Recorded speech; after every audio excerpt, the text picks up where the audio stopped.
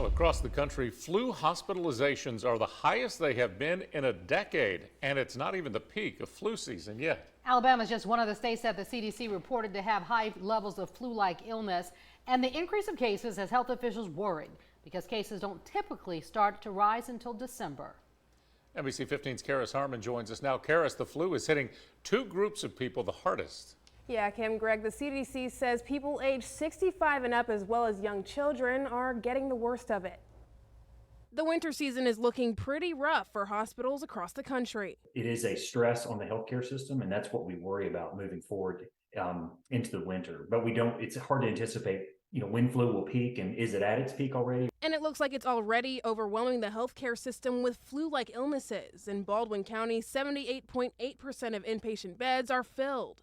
75% of ICU beds are full. In Mobile County, 83% of inpatient beds are full. Around 80% of ICU beds in Mobile County are taken, and with the holiday season on the horizon, those numbers could get even worse. Yes, we are going to see a spike. We're going to see influenza-like illness kind of spread throughout the community.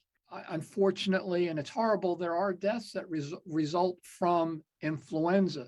So are we going to see some deaths? We may well see that. Dr. Michaels tells me deaths from influenza may be more likely to happen in people that have multiple health complications like diabetes, high blood pressure, and cardiovascular problems because the flu makes your body work overtime.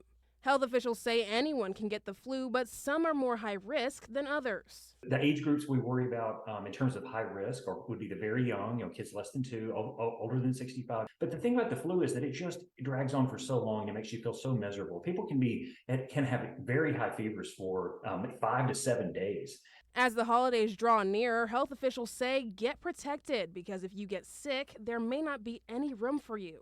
The hospitals, like we saw with COVID, lose the ability to do routine procedures. They have to put things on hold. People end up going on diversion. They can't accept new patients. It's a big deal. According to the CDC, there have been around 1.6 million cases of the flu so far, and of those cases, 730 people have died. Kim.